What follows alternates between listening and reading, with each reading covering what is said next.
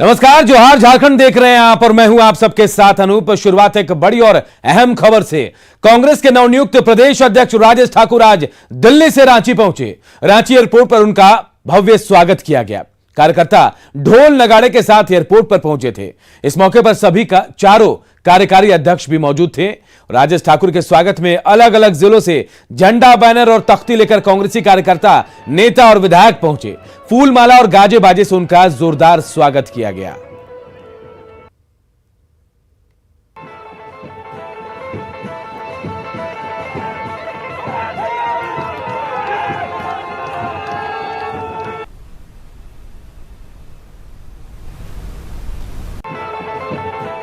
तो राजेश ठाकुर, जो कांग्रेस के नए अध्यक्ष बनाए गए झारखंड के, आज दिल्ली से रांची पहुंचे और एयरपोर्ट पर उनका जोरदार स्वागत किया गया।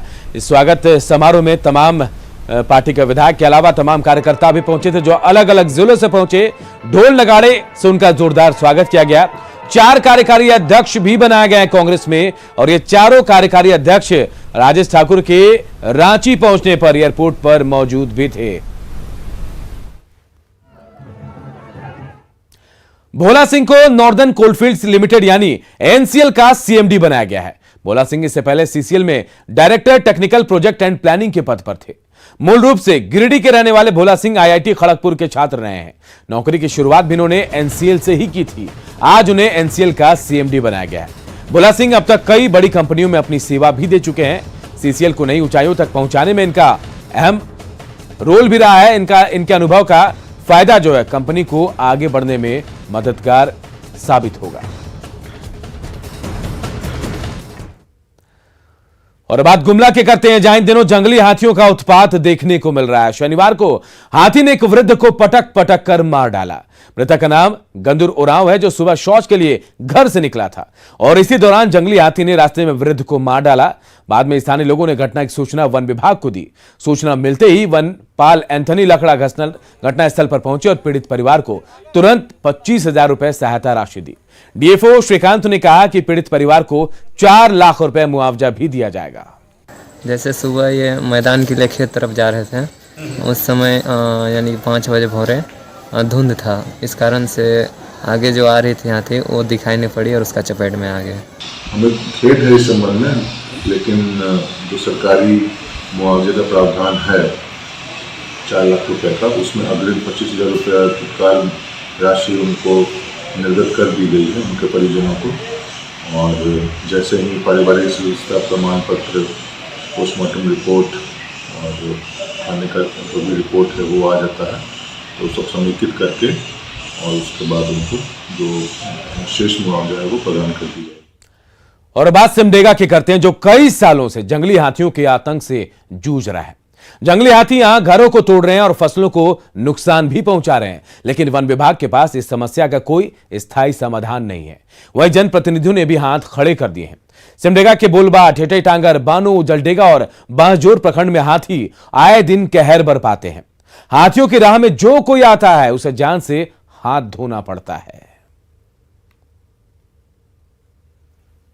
ठोस पहल की जहां तक बात है या सरकार तक, विभाग तक इसके संबंध में रिपोर्ट भेजी जा रही है, लेकिन अभी तक तो कोई ऊपर से पहल नहीं हो पा रहा है। एलिफेंट कॉरिडोर के लिए विभाग क्या प्रयास? हाँ, ये विभाग के लिए प्लानिंग बना था, लेकिन वह काफ़ी खर्चीला चीज़ है। उसकी लागत बहुत काफ़ी आएगी, जिसके चलते अभी वह हमारे झारखंड की सरकार जो है इस पर प्रयासरत है कि इसका कोई उपाय ऐसा किया जाए कि जंगल में ही रहे, लेकिन उसका व्यवस्था सही ढंग से हो, उसके खाने पीने की व्यवस्था हो, प्रजनन की व्यवस्था हो, और सारी व्यवस्थाओं पर सरकार भी लगे और माननीय हमारे विधायक जो हैं वो भी लगे।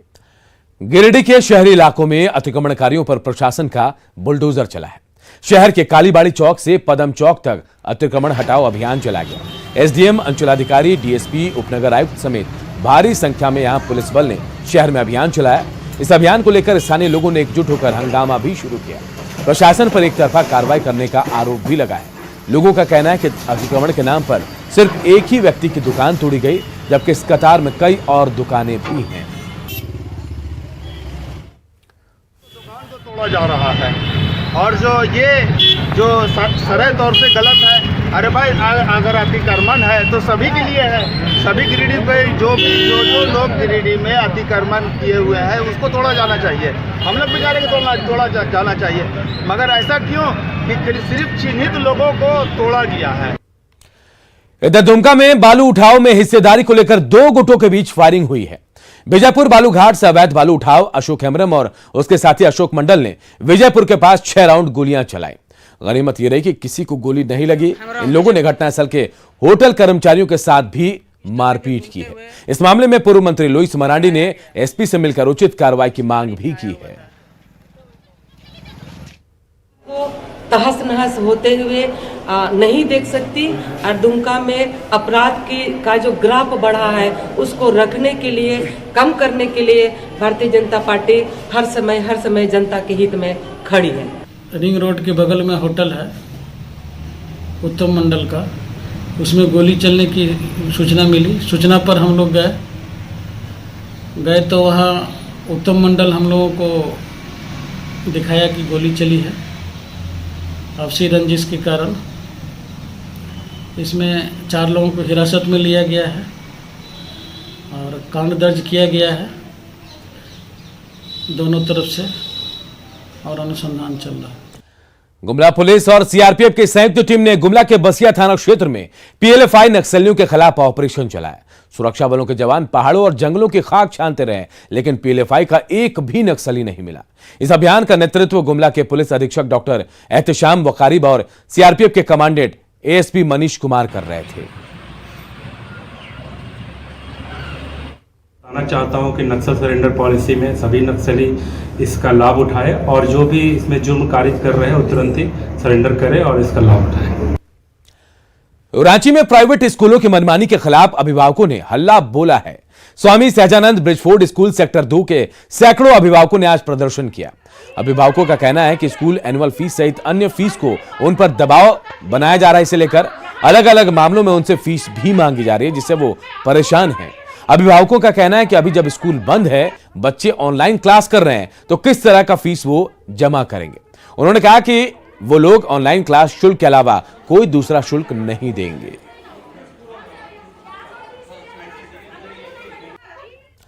संथाल में कठपुतली कला को पुनर्जीवित करने की कोशिश शुरू हो गई है। आजादी के अमृत महोत्सव के तहत देवघर में केंद्र सरकार प्रदर्शनी का आयोजन कर रही है। इसमें कठपुतली कला से जुड़े यंत्रों की प्रदर्शनी लगाई गई। इसे लेकर कलाकारों का चयन किया जा रहा है। संथाल परगना के मसलिया के महेश्वर मुर्मू का नाम भी केंद्र सरकार को भेजे जाने वाली सूची में दर्ज कराया गया है। पुतुल नाच बोलते हैं बंगला में, इनका चूंकि थोड़ा प्रभाव है, तो कठपुतली का नाच दिखा के जीवों को उपार्जन करते थे। अभी के समय में इनके जो अगली पीढ़ी है वो कठपुतली कला में रुचि नहीं ले रही है, लेकिन हमारी कोशिश है कि इसको लुप्तप्राय शिल्प की सूची में, जो कि भारत सरकार विकास आयोग द्वारा केंद्रीय स्तर पर जारी की जाती है, उस शिल्प में 35 पूरे देश से लुप्तप्राय शिल्प हैं, उसमें इनका भी नाम हमने भेजा है कि इसको शामिल किया जाए। और आने वाले समय में विधि ने भी हम लोग 50 दिन का विशेष प्रशिक्षण कार्यक्रम भी आयोजित कर रहे हैं, जिसमें कि कुल 20 लोगों को मसलिया प्रखंड के नवासर गांव के लोगों को ले रहे हैं। खबर गोड्डा के मेहरमा से है। झारखंड की वैक्सीन बिहार ले जाने के मामले की एक तरफ जांच चल रही है, तो वहीं दूसरी ओर इस मामले में एक ऑडियो क्लिप सामने आया है। ऑडियो क्लिप में मेहरमा अस्पताल के प्रभारी डॉक्टर अरविंद कुमार सिन्हा वहां काम करने वाले एक दूसरे डॉक्टर पंकज कुमार को धमकी देते सुने जा रहे हैं। ऑडियो क्लिप में अस्पताल के प्रभारी डॉक्टर अरविंद कुमार सिन्हा अस्पताल में काम कर रहे दूसरे डॉक्टर पंकज कुमार को बर्बाद करने की धमकी दे रहे हैं। डॉक्टर अरविंद कुमार सिन्हा इस मामले में कह रहे हैं कि डीसी से उनकी बात हो गई है और यह भी कह रहे हैं कि इस इंक्वायरी में कुछ भी नहीं होगा। हालांकि न्यूज 18 इस वायरल ऑडियो की पुष्टि नहीं करता है। अगर हम तुमको यहाँ से बर्बाद नहीं किए, मेरे बाप हैं, सुनो, तुम अभी पहचानता नहीं है, तुम ये इंक्वायरी किसी का कुछ नहीं हो रहा है। मेरा डीसी से बात होगी, ठीक है, लेकिन तुमको सुनो, तुमको हम बर्बाद कर, समझे ना। तुम डिम्पलवा से मैनेज करके सब रिपोर्टरा मंडलवा सबको यहाँ बुलाते, हमको नहीं पता है, एक एक वर्ड पता है। ये धमकी भरा ऑडियो क्लिप पीड़ित डॉक्टर पंकज ने जारी की। धमकी मिलने के बाद डॉक्टर पंकज डरे हुए हैं। उन्होंने जिला प्रशासन और स्वास्थ्य विभाग से मदद की गुहार लगाई है।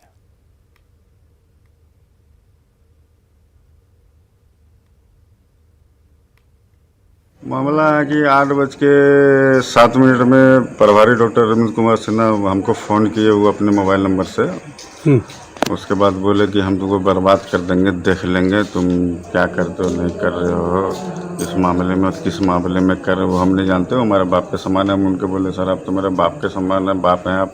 वो गंदी गंदी गालियाँ देने लगे हमको। बोले देख लेंगे, बर्बाद कर देंगे। मेरा छोटा छोटा बच्चा है सर, अगर वो हमको बर्बाद कर देगा तो मेरा बच्चा कहाँ जाएगा सर। हम चाहते हैं कि इस पर जो है एक्शन होना चाहिए और हम जान माल का मेरा रक्षा होना चाहिए। और अब तक क्या क्या हुआ चलिए आपको ये भी बताते हैं। मेहरमा अस्पताल की वैक्सीन बिहार के कहलगांव पहुंच गई थी। जिला प्रशासन ने वैक्सीन हेराफेरी मामले की छानबीन शुरू की। मामले में अस्पताल के कई कर्मचारियों से पूछताछ की गई। प्रारंभिक जांच में अनियमितता की बात भी सामने आई। शिवनारायणपुर में 7 अज्ञात लोगों पर प्राथमिकी दर्ज की गई। कहलगांव में भी मामले की छानबीन चल रही है। प्रभारी डॉक्टर अरविंद कुमार पर इस मामले में आरोप लग रहे हैं। डॉक्टर पंकज को धमकाने के आरोप भी लगे हैं। डॉक्टर पंकज को बर्बाद करने की धमकी डॉक्टर दी गई और डॉक्टर पंकज ने अब सुरक्षा की गुहार लगाई है। स्थानीय लोगों के मुताबिक सामुदायिक स्वास्थ्य केंद्र मेहरमा के प्रभारी चिकित्सा पदाधिकारी डॉक्टर अरविंद कुमार सिन्हा का आवास शिवनारायणपुर में है। उन्होंने बिहार के आगामी पंचायत चुनाव में अपने प्रत्याशी के पक्ष में वोटरों को गोलबंद करने के लिए अवैध रूप से टीकाकरण शिविर लगवाया था। इसमें सामुदायिक स्वास्थ्य केंद्र मेहरमा के 2 कर्मी भी शामिल हैं। बिना सूचना के झारखंड को आवंटित वैक्सीन बिहार में लगाने के मामले में भागलपुर के civil surgeon doctor Umesh Sharma के निर्देश पर कहलगांव अनुमंडल अस्पताल के प्रभारी डॉक्टर विवेकानंद दास ने शिवनारायणपुर सहायक थाना में 7 अज्ञात लोगों के खिलाफ प्राथमिकी भी दर्ज कराई है। और देखिए गोड्डा जिला प्रशासन जो इस मामले की छानबीन में जुटा, लेकिन अस्पताल में काम करने वाला एक डॉक्टर जान की दुहाई देकर मदद की गुहार लगा रहा है।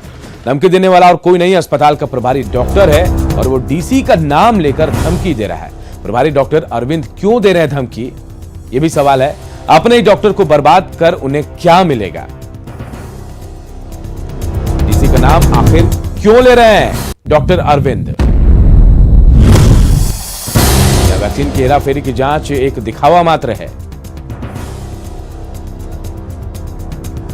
क्या जांच के बाद मामले में वाकई कोई कार्रवाई नहीं होगी?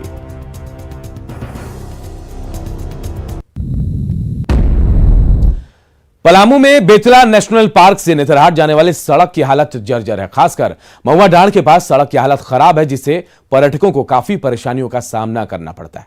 हालांकि लातेहार के चंदवा से लेकर मेदिनीनगर तक NH 75 को 4 लेन बनाने की योजना है। इसे लेकर प्रपोजल दिया जा चुका है, लेकिन अब तक सड़क का निर्माण शुरू ही नहीं हो पाया।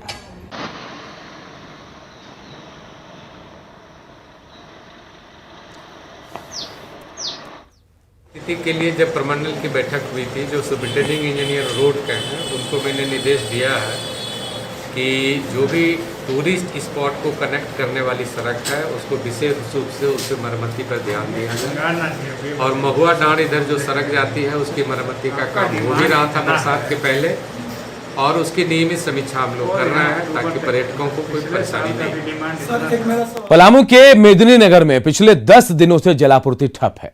नदी में बरसात के पानी के कारण पंप हाउस में कीचड़ जमा हो गया और यही वजह है कि जलापूर्ति नहीं हो पा रही है। इससे स्थानीय लोगों में नाराजगी है। कीचड़ निकालने का काम तो किया जा रहा है, लेकिन काम की रफ्तार जो है बेहद धीमी है और इसके चलते जलापूर्ति बहाल होने में महीनों का वक्त भी लग सकता है। स्थानीय लोगों ने पंप हाउस में इंटक वेल और जेट वेल बनाने की मांग की है ताकि शहर वासियों को साफ पानी मिल सके।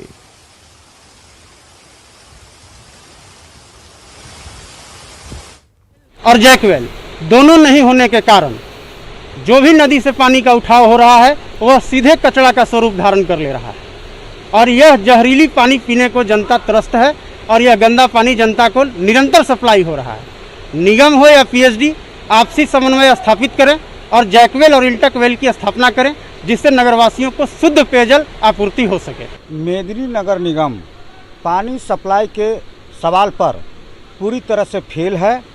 सालों भर हर महीने लगातार हफ्तों दिन जो है पानी सप्लाई बाधित रहता है, जिससे नगर निगम क्षेत्र के जनता जो है पानी के बिना बेहाल रहता है। गोड्डा के सुंदर पहाड़ी प्रखंड के कई गांवों की सड़क में अभी भी मूलभूत सुविधाएं नहीं है। सड़कों की सुंदर पहाड़ी प्रखंड में ही बरहेट विधानसभा पड़ता है, जो कि सीएम हेमंत सोरेन का अपना इलाका है, लेकिन इस क्षेत्र में अब भी लोग बदहाली की जिंदगी जी रहे हैं। गांव में पहुंचने के लिए सड़कें नहीं है। गडियल मोड़ से तकरीबन 7 से 8 किलोमीटर तक सड़कें बिल्कुल भी नहीं बनी। सड़क पर नदियां बहती हैं और उस नदियों को पार कर लोग आगे अपने गांव में जाते हैं और सबसे ज्यादा परेशानी अस्पताल पहुंचने में होती है। सड़क को लेके कहाँ शिकायत की है अब तक? ब्लॉक में भी तो देते हैं जब वहाँ मीटिंग होता है तो, और यहाँ पंचायत में होता है जनता दरबार, उसमें भी दिए। कहाँ तक का सड़क इस तरीके से है? यहाँ से कितना दूर तक? ये जो है वही गडियल मोड़ बोलता है, वहाँ से लेकर ये पूरा गया उधर तलीटोला तक, मतलब करीबन 5 से 7 किलोमीटर। तो एम्बुलेंस वगैरह यहाँ आता है? नहीं आता है, वही हम लोग डिलीवरी पेशेंट के लिए परेशान हो जाते हैं। गढ़वा में खेल को बढ़ावा देने के लिए 10 साल पहले रामा साहू आउटडोर स्टेडियम बनाया गया, लेकिन आज तक इस स्टेडियम को खेल विभाग को हैंडओवर ही नहीं किया गया। स्टेडियम के हर कमरे से दरवाजा, बिजली की वायरिंग, खिड़की, फर्श का फर्नीचर के अलावा टाइल्स को भी गायब कर दिया गया, यानी चोरी हो गई। यहां नशेड़ियों का जमावड़ा लगा रहता है, जिससे यहां पर प्रैक्टिस करने वाले खिलाड़ियों को परेशानी भी होती है। गढ़वा जिले का पहला स्टेडियम है जहां लाखों की लागत से यह स्टेडियम बना है, लेकिन वर्तमान स्थिति इसकी ये है कि यह पूरी तरह से जर्जर हो चुका है। यहाँ की जितनी भी दरवाजे हैं, खिड़कियां हैं, वो सब तोड़ के लोगों के द्वारा, असामाजिक तत्वों के द्वारा ले जाया जा चुका है। तो हम लोगों ने अपना रिपोर्ट एसडीओ के साथ मिलके उपायुक्त महोदय को जमा कर दिया है। अब आई होप कि उस पर बहुत जल्द कार्रवाई की जाएगी और उसको हस्तगत। रांची के हटिया स्टेशन पर यात्रियों की कोरोना जांच ठीक से नहीं हो रही है। रेलवे स्टेशन पर कोविड टेस्ट भले ही किया जा रहा हो, लेकिन लोगों के रिकॉर्ड की जांच नहीं की जा रही है। लोग गलत मोबाइल नंबर देकर कोरोना की जांच करा रहे हैं और ऐसे में कोरोना पॉजिटिव मरीज की भी ट्रेसिंग नहीं हो पा रही है और वो संक्रमण भी फैला रहे हैं। गुरुवार को 32 यात्री पुणे से आए जो कोरोना पॉजिटिव थे। वहीं 25 अगस्त को हटिया यशवंतपुर ट्रेन से 8 यात्री कोरोना कोविड पॉजिटिव पाए गए।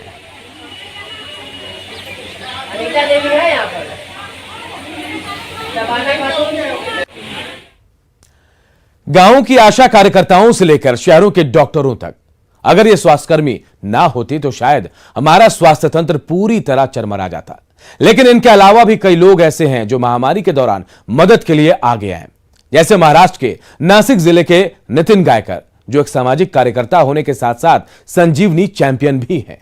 कोविड-19 टीकाकरण को लेकर नेटवर्क 18 और फेडरल बैंक की जागरूकता मुहिम संजीवनी अ शॉट ऑफ लाइफ ने गिरनार शहर पहुंचकर उनके काम के बारे में जाना।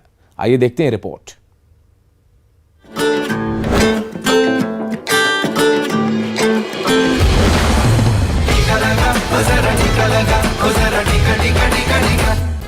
सब्जियों के खुदरा व्यापारी नितिन गायकर कुछ समय के लिए अपने व्यापार से हट गए हैं और एक समाज सेवी और सामाजिक कार्यकर्ता के तौर पर काम करने लगे हैं।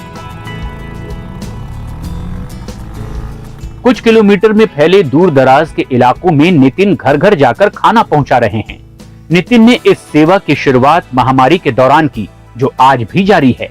जो 260 लोगों को खाना रोज का, जो गरीब है, जो कोविड पेशेंट है, उनके सेहत के लिए जो अच्छा खाना है वो सवेरे और शाम में 2 टाइम में खाना देने का काम किया। अस्पताल में बिस्तर का इंतजाम कराने से लेकर रेमडेसिविर जैसी जरूरी दवाएं खरीदने, मांग बढ़ने पर ऑक्सीजन मुहैया कराने और ऐसे 17 लोगों का अंतिम संस्कार करने तक जिनके परिवार ने डर की वजह से उनका अंतिम संस्कार करने से मना कर दिया, नितिन ने लगभग हर संभव मदद की और इन सब का खर्च नितिन ने खुद उठाया। मेरे मदर को जब कोरोना हुआ था तब नासिक सिटी में किधर भी बेड अवेलेबल नहीं था, तब नितिन गायकर जी ने बेड अवेलेबल किया, ऑक्सीजन अवेलेबल कर दिया, रेमडेसिविर इंजेक्शन अवेलेबल कर दिया। उसकी वजह से मेरी मदर की आज जान बची है, जिंदा है वो। नितिन के पिता का देहांत 15 साल पहले हो गया था और महामारी के दौरान नितिन ने मौत को बेहद करीब से देखा। जिसके ऊपर भी संकट आता है, जिसके ऊपर मैं आके मेरे को अंदर से ही आवाज आता है कि नहीं अभी चल पड़, तेरी जरूरत है लोगों को, तो मैं चल पड़ता हूँ वो संकट काल में। और ये टाइम पे कोई बाहर नहीं आता, जब बाहर नहीं कोई आता तो हमारी ज़रूरत है, हम हमारी ज़रूरत समझ के लोगों की ज़रूरत समझते वो हमने काम किया। ये हमें संजीवनी कैंपेन में हेल्प कर रहे हैं वैक्सीनेशन के लिए, अवेयरनेस करने के लिए। तो क्या होता है ना, गांव के लोगों को उनके साथ जितनी अटैचमेंट है वो हमें हेल्प करती है हमारा कैंपेन आगे बढ़ाने के लिए। ऐसे में कोई शक नहीं है कि लोगों की हर कदम मदद करने वाले नितिन गायकर हमारे संजीवनी चैंपियन हैं।